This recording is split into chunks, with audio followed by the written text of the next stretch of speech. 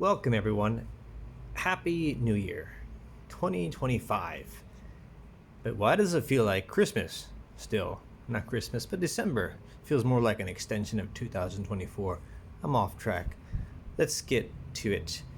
I've already done two videos where I've done a compilation of these different sprint runs or exclusives, whatever you want to call them. I've decided to do one individually just to break things up and to go over more detail for each specific model. So this one, just to review, this is the Paramilitary 2. This is an exclusive by KnifeJoy. KnifeJoy. Okay. First thing you will notice is that those handles are bright green. That's like a lime to me. And the color on the box is listed as neon green, so you're right. It is a bright green. It's a little bit too bright for my taste, to be honest. Then why did I get it? I'm a sucker for DLC blades. And I know there's a big thing about, oh, it doesn't help corrosion, blah, blah, blah, blah. I don't care. It's my money. Different strokes from folks. Let's look at the G10 handles on this baby. I wore these gloves just so I don't stain the product. Also, my hands might be stained as well, and I don't want those to transfer onto the product. Okay, now we're looking at the back of the blade. Why? Because I want to see what's coated. I want to see the hardware. If you can see here, some hardware is coated, some is not. The steel liner inside is not coated. Okay, so not coated. However, you will see this coated in some exclusives. Okay. Some people like it, some don't. There's a reason why, and it's about friction. Okay. So, it's not that bad, honestly, for this. Let's open it up. Wow, my camera is awesome, isn't it? Okay, here we go. Got the knife open. Have not cut a single piece of paper. Have not tried it. I don't want to yet. I have many knives that I want to look at.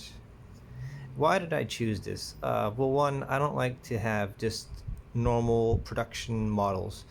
Number two, I live in a tropical, humid country, and after looking at 20CV for several months, I thought it makes sense for where I live. So I don't think 20CV is some badass premium steel. It is a good steel. It's not average, but I just thought that it made sense given the climate. Okay, so let's continue. We have black hardware here. Okay, that's why this sticks out even more. You got the black screws and everything, but then the liner is not lined, so too bad. I would have personally just blacked everything out. Okay, I can't tell you how sharp the blade is, but all I gotta say is that all Spydercos I've ever got from the factory where they were amazing sharp. Okay, amazing. So, and I often like to recreate the factory edge, so I use a little grit. This is, I don't want to talk about this. This is my turn into something large, but different strokes, different folks. Let's compare this to another one of my dailies.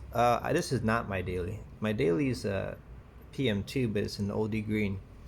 But I like to carry this along with my PM2 just because it's a smaller knife. I just reprofiled it today. You can see the ink on there. I just let me get one more chance. I reprofiled it today to 15 degrees per side. From the factory, it was close to 20. And what I like about knives is that is even though, like, let's say the Paramilitary 2, the design is the same. That's correct. But if you're into sharpening and stuff, that's where it gets interesting, because then you can see how these metals, how these steels differ, if at all.